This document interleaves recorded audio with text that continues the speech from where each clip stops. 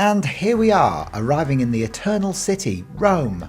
Our final stop on the 10-day Sun Princess cruise, and we're ready to make the most of every last gelato, piazza and historic monument. We've got 2 nights to explore this incredible city, and we'll be calling the elegant Rose Garden Palace our home base. Expect a mix of sightseeing, spa indulgence and of course tasting our way through Rome's legendary food scene. Coming up on the first day, we'll take you from the Spanish Steps, where everyone seems to have mastered the art of posing mid-staircase, including us, to sharing a delicious pizza at Allergio to shake off that post-cruise fatigue. Later, we'll meet Anne and Stuart at the Trevi Fountain, toss a coin or 3 for good luck, and wander around the charming cobbled streets of the city before settling in for dinner at a traditional Italian restaurant. Stick with us for some history, a little luxury and plenty of laughs as we kick off our Roman adventure. Day 1 is just the beginning of wrapping up our cruise in true Roman style. Well, you may notice that we're in a different room. That's because we're in Rome, isn't it, love? Yes, it is. Yeah. So no longer at the Sun Princess mini suite 14440. We're now in room 505 of the, what's it called? It is called the Rose Garden Palace. Palace in the centre of Rome. And it's gorgeous here. It's gorgeous. Quite overwhelming actually, arriving in Rome today, wasn't it? After getting off the cruise ship, because we've just been used to seeing the same surroundings now for the last 10 days. And all of a sudden it's like we're being bombarded by all these new, sensory experiences. Like, a bit of a shock. Yeah, it's a bit of a culture shock. And I've had a little nana nap. But we're going out for dinner tonight, aren't we? With Anne and Stuart. Yeah. So we're going to a beautiful restaurant. Do you know the name of? I've got it on my phone. I can get it in a moment. Actually, great. I should have looked at that before we started. That's all right. We can tell you tomorrow, can't we?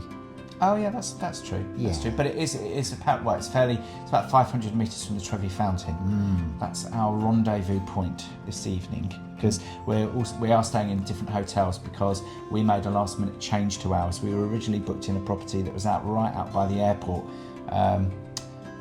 which we'd booked for various reasons at that point, and then sort of realised almost at the time of departure that not a good option if we want to see anything in Rome, because it was going to take an hour and a half to get back into the city. So we decided to can that one and opt for something that was more central so that we could at least do some of the sites. So we're glad that we did.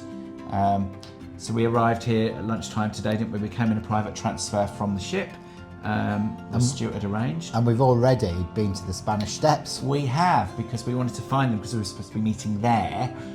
So we went to find them so that we wouldn't get lost, and then got home and found out that we're meeting somewhere else. So we didn't have the time to do a dash out to the.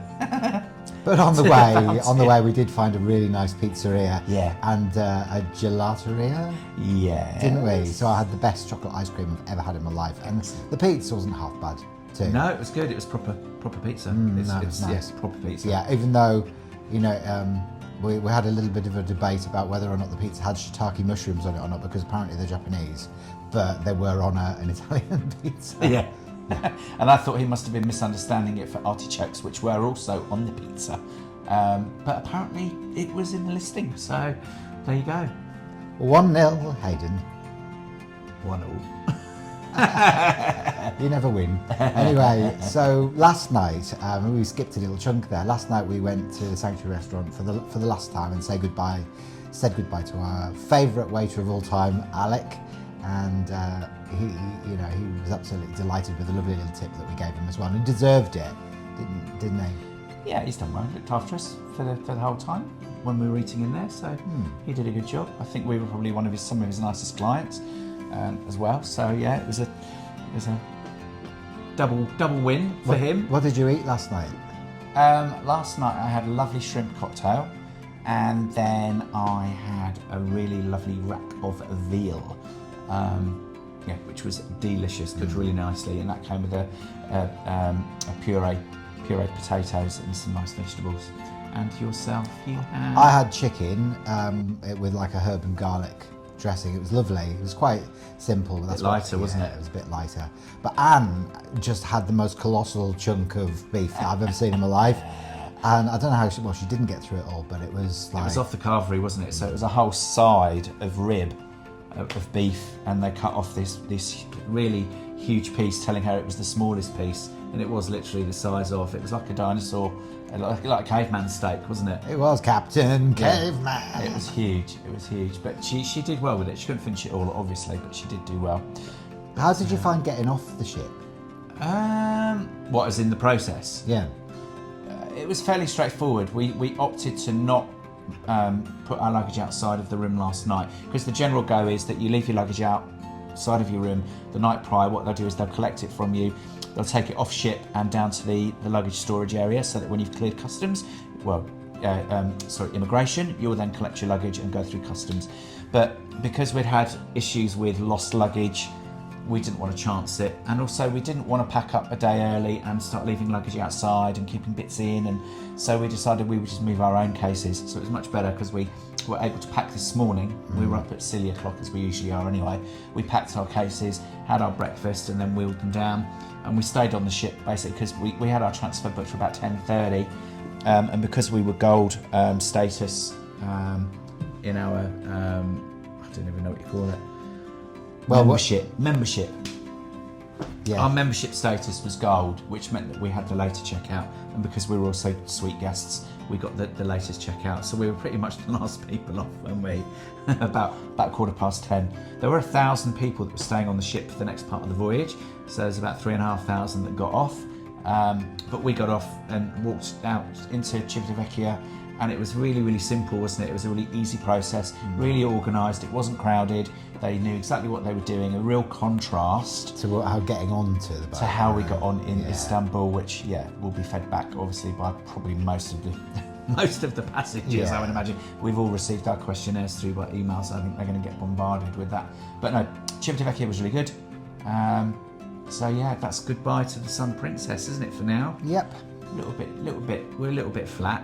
Yeah, definitely. But we'll live. We'll survive. It definitely sort of hits you in strange ways that you don't even think about. You know, you just feel a bit numb, and then you feel a bit sort of like I'm actually really excited to go back to Australia now. Yeah. More so to just to sort of get back into routine, because it kind of throws everything out a little bit, because everything that you're eating is different. And I've had a few upset tummies over the last week or so, just with the amount of rich food and everything. So I just want to go back to like clean eating food. Yeah, I think we've probably got the DTs though, to be fair. Yeah. I think that's the biggest shock. We've probably, because we would have normally had a few pina coladas and things like that by now, which is very not us.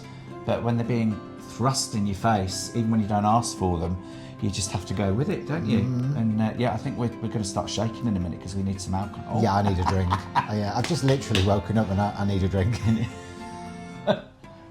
Maybe we need to go to Alcoholics Anonymous. Well, look, we've been away for 3.5 weeks, so I think we've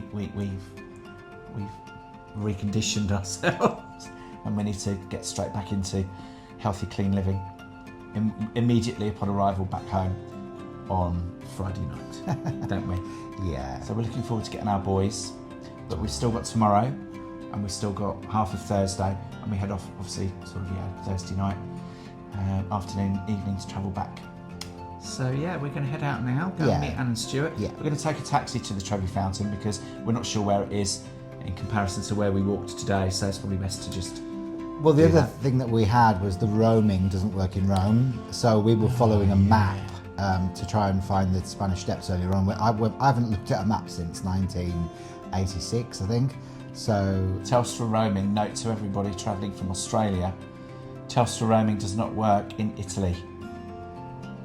We got a text message to say doesn't work. So I'm totally unsure and oblivious as to why, and it's rather bizarre, but that's the message we got. So yeah, it's sort of taken away a bit of our confidence with getting around, because we're now looking at a paper map, which isn't great, but never mind. Yeah. We're not stupid. No. We were travel guides, so tour reps. We can find our way around, but I think it's it's overwhelming because there's traffic coming in all directions, and my hat blew off, and when I nearly ran into the main road, and then I didn't want Mark running after it, and because I thought I was going to get run over, and so it's just all those little things. It's like trying to adapt back to living on land. Because everything's so easy at sea.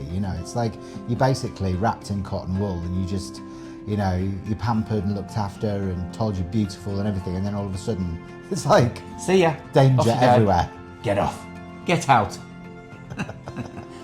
No, We feel like we feel rejected and abandoned. Yeah, but remember, we jumped off, we got off at every single port, and we did do things completely independently. Yeah. So we did have to look after ourselves as well. But yeah, we're just in pulling shock. your leg. We are in shock. It's quite devastating, actually. I don't know if we're going to cope. I don't know if we're going to survive. It's awful. It's not fair. Right, okay, we're off. Sign off. Going to go and get drunk and have some food just for a change. And we'll see you later. Bye. Our first day in Rome, and wow, what a city! After disembarking from the Sun Princess, reality hit us a little. Leaving the cruise behind always does, so we were feeling a bit flat. But one step into the Eternal City, and suddenly you're swept up in a place that literally has been shaping history for over 2,500 years. We continued the day with a stroll to the Spanish Steps. Yes, those iconic steps where everyone somehow manages to climb, pose and take selfies all at the same time. Now, did you know that the Spanish Steps were built in the 18th century to connect the Bourbon Spanish Embassy with the Trinita de Monte Church? Architecture meets a bit of diplomacy. Who knew stairs could be so politically charged? Feeling peckish, we shared a delicious pizza at Allergio. It's perfect comfort food, but we couldn't quite shake the post-cruise blues vibe yet. Still, there's nothing like a fresh Italian pizza to lift the spirits. As evening rolled in, we met up with Anne and Stuart at the Trevi Fountain, one of Rome's most famous landmarks. Legend has it tossing a coin into the fountain guarantees your return to Rome, so we may have been planning a few future trips. We wandered the nearby streets, soaking up the buzz of the city, with cobblestones underfoot and street performers all around. Eventually, we settled into a charming, traditional Italian restaurant for dinner. It was the perfect way to ease ourselves into the Roman rhythm. Rome is a city where ancient history meets modern life. Everywhere you look, from Baroque palaces to Renaissance piazzas, there's a story etched in stone.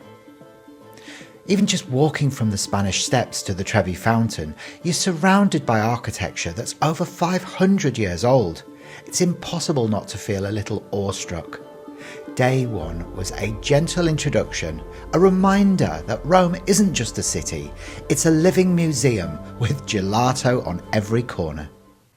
So, what's next on our Roman adventure? Tomorrow we'll kick off day 2 with a relaxing breakfast at the Rose Garden Palace, followed by some indulgent spa time, a massage and swim to recharge our travel-weary bodies. Then we're meeting Anne and Stuart at the Pantheon before hopping on a double-decker bus to explore the rest of the city's incredible landmarks, from the Colosseum to Piazza Venezia, Castel San Angelo and beyond.